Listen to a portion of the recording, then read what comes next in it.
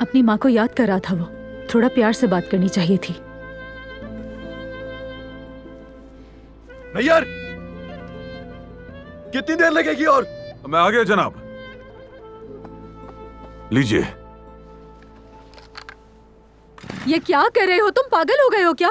हटो यहाँ से। अभी तुमने उस छोटे से बच्चे को सजा दी है, अब इस मासूम दरख्त के पीछे लग गए हो तुम। दूर हट जाओ फौरन, और अब बीच में मत आना। इसको काटने से मसला हल हो जाएगा तुम्हारा? अभी उसे कमरे में बंद किया है, उससे क्या होगा? क्या तुम्हारा खौफ खत्म हो जाएगा? बहुत जिद्दी इंसान हो, बहुत ज्यादा। अपने बेटे को समझाने के बजाय इसी तरह अगर उसे सजा देते रहोगे, ये मसला कभी हल नहीं होगा।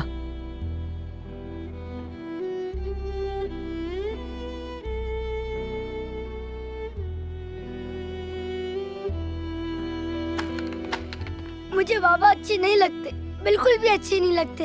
वो अम्मी को भी नहीं आने दे रहे मेरे पास। आपने तो कहा था कि अम्मी वापस आ जाएंगी, और कितना वक्त लगेगा उन्हें वापस आने में? अब वो बच्चा मेरे दिमाग से निकलेगा नहीं। कितनी मासूमियत से बार बार अपनी अम्मी का नाम ले रहा था। क्या हुआ उसकी अम्मी को? क्या वो इस दुनिया में नहीं है? ट्रैफिक का हादसा, 3 साल हो गए। अपनी माँ को बहुत याद करता है, जैसे अब भी वो इसी दुनिया में मौजूद है। छोटे से बच्चे के लिए बहुत दुख की बात है, बहुत। समझने की कोशिश क्यों नहीं कर रही हो? हाँ, समझ क्यों नहीं आती है तुम्हें? क्यों? किसी बात का असर नहीं होता तुम पे। हर चीज कैसी है शुरू से तुम अच्छी तरह जानती हो। हमारे दरमियान कुछ भी अच्छा है ही नहीं। हर चीज तुम्हारी अम्मी के मुताबिक हुई है, उसके बावजूद भी हमारी जिंदगी में कुछ अच्छा नहीं है। मैं तुमसे मोहब्बत करती हूँ अली। क्या है यार? अच्छा, मोहब्बत करती हो, उसके बाद भी हमारी जिंदगी क्यों जहन्नुम है? हर नए दिन का आगाज झगड़े से होता है हमारा। क्यों होता है ऐसा? क्या वजह है इसकी?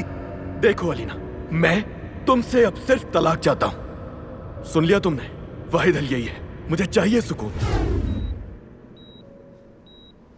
तो तुम मुझसे तलाक लेना चाहते हो ना? जी हाँ।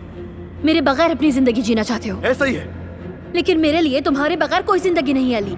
अगर तुम नहीं हो तो जिंदगी भी नहीं है। अलीना क्या कर रही हो? मत छोड़ो, छोड़ो इसे।